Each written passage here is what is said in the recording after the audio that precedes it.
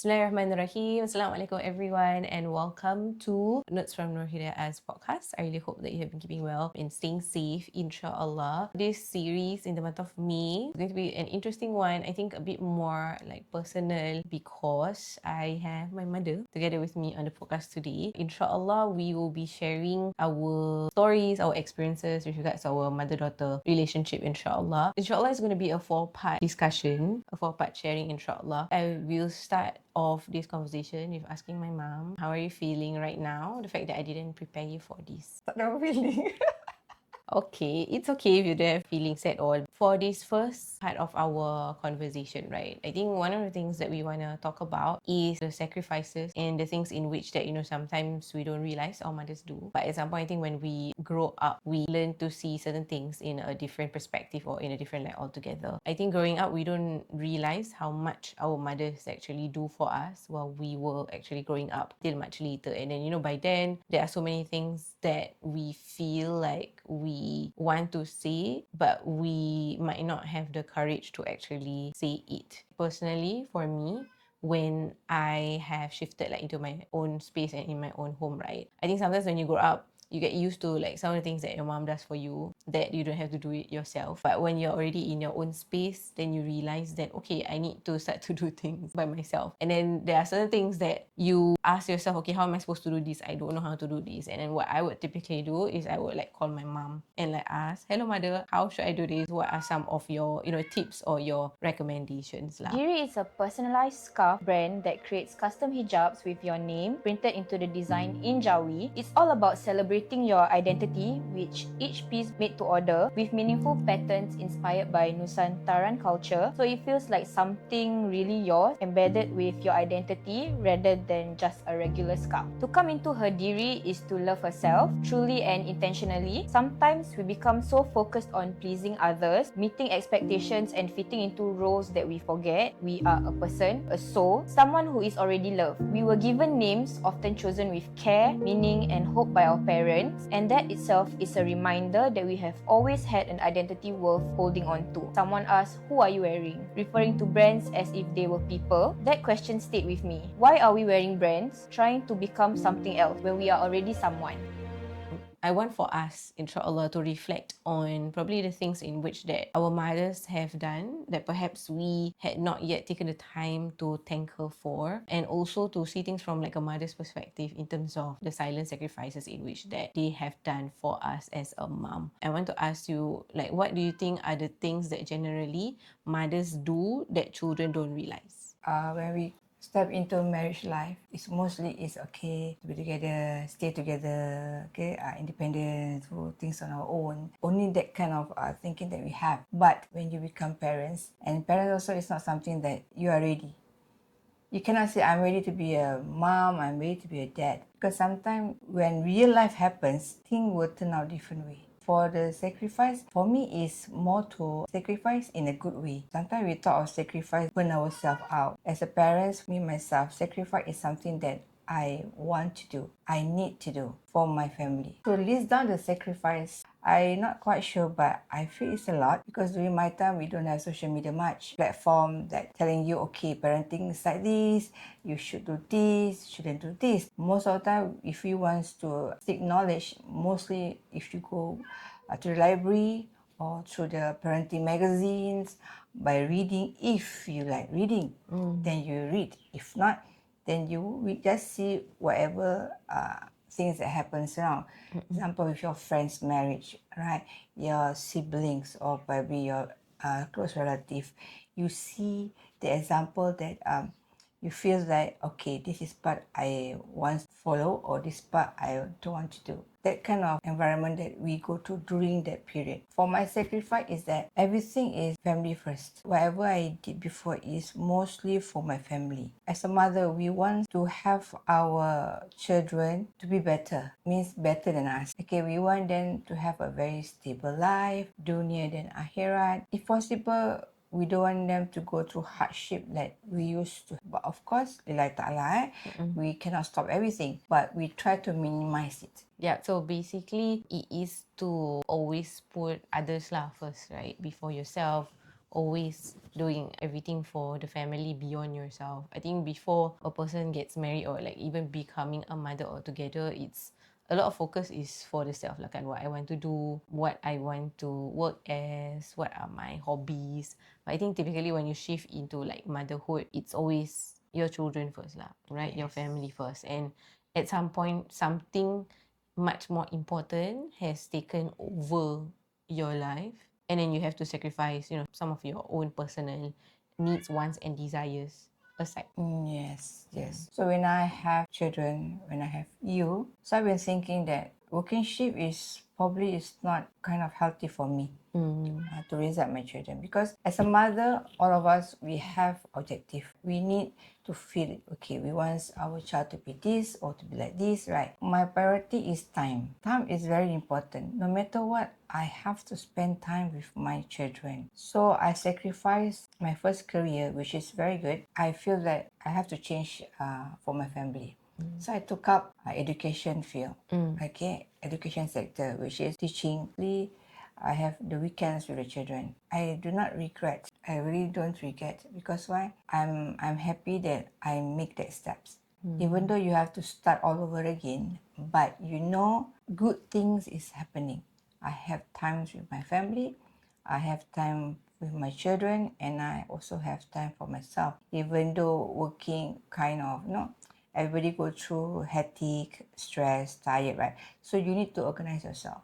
So for me, what I did is every Sunday is a family day for us. My husband and I, we have agreement. No matter how busy we are, Monday to Friday or Monday, Saturday, Sunday, we need to be free for the family. So we call Sunday is a family day. We used to do family things together, because children's right, they, no matter what, you need have time to spend with them, because why? We want to create memories. We want to have some memories, stories that when they grow up, oh, I have this story with my mom and dad. So this thing will keep it inside their heart and memory, because you also can remember what, right? Yes. What you did. So basically every Sunday, what I remember most lah, of course, is like going to the library. There are so many places lah, of course, that we could go, but I think you always make it a point to like go to the library and then spend time with book, making those like family moments also a time where you can grow as a person. And I think those were one of the like times and ways where I have grown to actually love reading, because of like the exposure of books and how you brought me to places where people are actually reading, and it actually stayed with me until today lah. I'm still a bookworm. I still love to read. And you mentioned about your sacrifices transitioning, right, from one field of your career into another field that would work better for your family. And that is through the early childhood education, right? Yes. So I still remember witnessing you going through that transition from scratch lah. It's very challenging, right? Like for a person who has worked in a certain field for quite some time and then trying to learn something new, going into a different space altogether. So we actually witnessed a lot of things lah. We witnessed you starting from your certification level before you actually went to diploma and degree. I think at that point, I just knew the things that you were doing, but I don't really understand why you were doing it. I thought it's just like, okay, it's what a mother does, so it's normal lah, right? Because it's something that a mother would function in that way. Like one memory I have is because last time in my bedroom, there was this desk. Basically, everyone does their work on that at that place lah, in my room. So I remember it was already night time and I was going to sleep. And then I saw you were trying to do like your assignment or something for your diploma, your degree. So I was like, oh, okay, she's doing her early childhood stuff. And okay, like I just sleep because I got school right tomorrow. So I slept at night, and then when I wake up in the morning, like subuh lah kan, because you need to get ready for school, I woke up in the morning, she was still at the desk. She was still like doing her assignments, still doing her work. And again, at that point, I did not realize that that was actually the only free time or lull period that you actually have. Because once the children are awake, then you have to like prepare and then like do a lot of mother things and everything that is part of your responsibility. So again, at that point, I just knew that, oh, okay, I go to sleep, my mom is still doing her assignment, I wake up, she's still doing her assignment. But I did not realize at that point in time, which I realize when I'm a little bit older right now, a little bit bigger lah, a little bit bigger right now, that those were part of your sacrifices. The times in which that you could have rested, slept, made time to yourself, you actually chose to actually show up for your own learning, for your own education, for your diploma and degree. That is really crazy, because what I thought as a young child that was normal, that is actually not normal at all. Like, until you become an adult, you realize how precious time is. And the fact that my mom has to continue to live her life throughout the day, doing mom things, and to And go working. back, and working full time as well. And then at night, during your free time, you're not resting, but you're Yes. learning lah. Because during that period, I tell myself I need to do something to upgrade myself for the family. It's not for me that I want to have papers or I want to have good positions, but that one is out of my mind. Mostly number one is my family, because I want to ensure that my family have especially my children have a very good education. We don't want to change their education just to fulfill what I need. What I want, what I need can come later, because my children is growing up, their childhood, teenage, and then they grow adult. Then all this moment will be gone. So when they grow up, I tell myself, because of course as a mother, bohong lah cakap tak penat bohong. Penat, memang penat. Jadi ibu memang penat. If you rasa penat itu menyusahkan kan, I think you have to reflect yourself. Sebagai orang Islam, anak itu semua rezeki. We do for a family, lillahi ta'ala. Of course, we try our best. Definitely there is up and downs. Yeah. For me also, I fall many times. But I get up again Alhamdulillah. because of my children. I don't mind to repeat again and to make things much better just for my children, because I know if I lead them now, when they grow up, they can just follow the flow and lead their own life with what we have given to them. For me, I can say it's a sweet sacrifice. Of course, it's tired. Sometimes it can be a little bit worked out. A little bit a bit crazy. Just to share, I work in the morning. Then after that, I have a night class. Then at night, I always do my assignment after 10 o'clock, because the children's sleeping time is 9:30, 9 o'clock. That's the only peace I have to do my assignment. I'm a kind of a learner that I cannot stop and continue again. If I do something like assignment, I have to carry on to finish it all. One shot. Yeah, one shot. That's how I do. Because if I stop, I tend to forget. Because during that period, so I'm not young. I think about 35, 36. Yeah, I need to tell myself that it's okay. This won't take forever. It will take about 2 or 3 years. Then after that, things will be okay. We need to have something like pujuk hati. It's all in your mindset. If you think this is terrible, this is hard, this is stress, this is tiring, then it will become that. But of course, for us, we are human, right? If we tired, it's normal. Fitrah. Fitrah kita penat, fitrah kita stress, fitrah kita sedih, fitrah kita happy, semua fitrah. But you must tell yourself, if you ada tujuan, if you have the goals, the objective that, okay, this is for my family, for the betterment of my children and myself as well.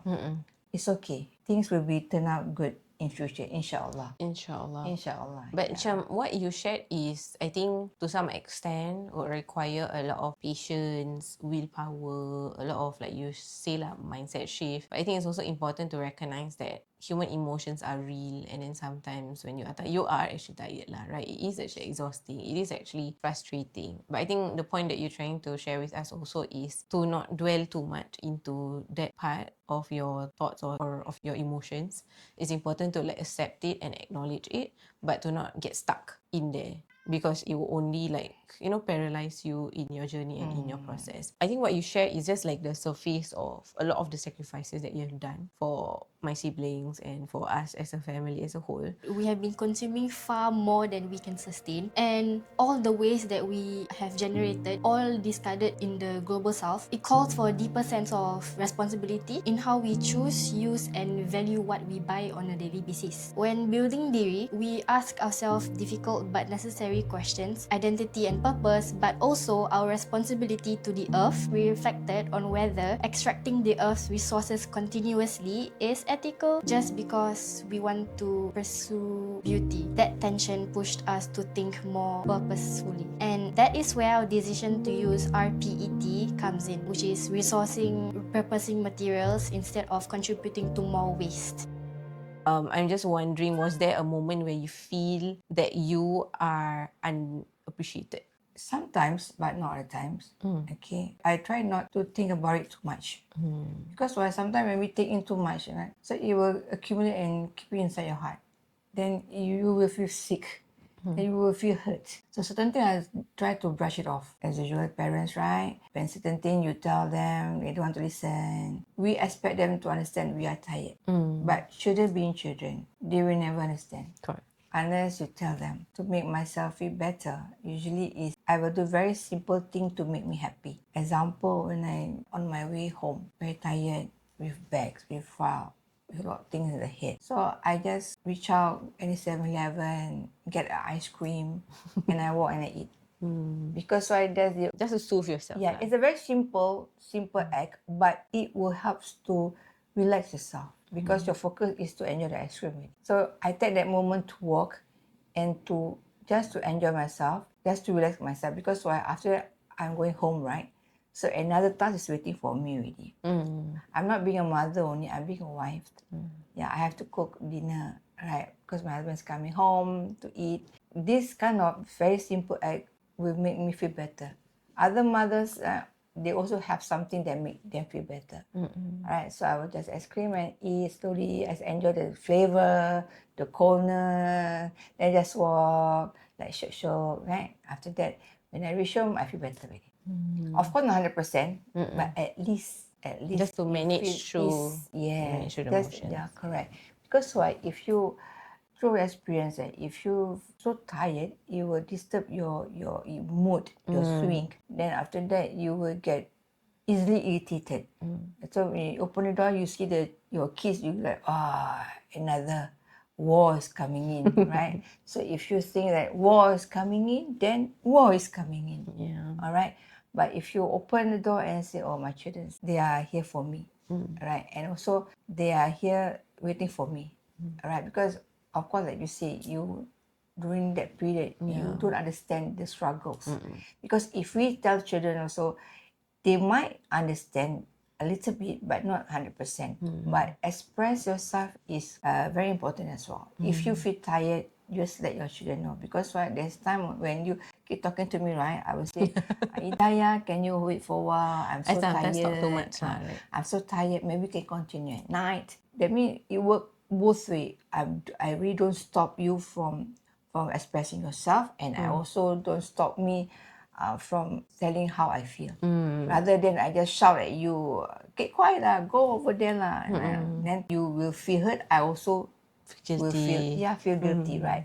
So there's always way. If let's say as a mother you really something happened in the office, right? Your boss called you upside down until you couldn't take it, right? For a while, just relax yourself. Don't go home straight. Because why you bring the anger with you. Grab something or do something that make you feel a little bit better.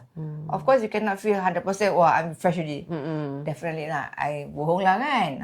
So at least you might feel better. So just to give you context, my mom has 3 children, including myself. 1.5 age range, yeah, so we are about 1.5 to 2 years apart. So we technically are a whole batch or a whole battalion that grew up together lah. Like if we are all in preschool, everyone's in preschool. If we are in primary school, everyone primary. Secondary. Everyone going through their teenage rebellious years. Everyone is going through that at that same period of time. And then when we go into adulthood, then everyone one shot go into adulthood lah. I have 2 younger brothers. So thank you so much for sharing that. The reality that, sometimes there will be moments where we feel underappreciated, right? Or unappreciated in our journey to serve. And I think that is where it is really important for, all of us who are listening to understand that sometimes if we look for appreciation in people and if we expect, appreciation from the people, those are things that can cause us great despair because sometimes you expect something from the people that you love, you are really heartbroken because you thought that you could receive, that kind of appreciation from them. Which, if we put it in like a different context also, if people appreciate the things that we do, sometimes the appreciation might not be enough. Sometimes the appreciation might not cover certain sacrifices that we did, which is unseen as well. And which is why in our religion, it's really important for us to always first and foremost do things for Allah SWT, wanting rewards from Allah SWT first, because the way how Allah SWT appreciates our hidden sacrifices is very much different than how humans can possibly appreciate. But of course, it does not mean that we don't start to thank the people in our lives, you know. Maybe we thank our mothers for the things that we do, but maybe there are certain things that they do that we don't know, right? And then if we don't know, how are we supposed to thank our mothers lah? So which brings me to the next point or next question is, what kind of appreciation would matter the most to you? Most matters to me. Yeah, like if you were to want to be appreciated by your children, by your family, like how should we do that? So this is just the very first part of our conversation. Inshallah, we're going to continue with a part 2 of our discussion, inshallah. So thank you for being here on this very first part. Alhamdulillah. Alhamdulillah. And I hope for you to tune in, inshallah, into this next part of the series. Assalamualaikum warahmatullahi wabarakatuh.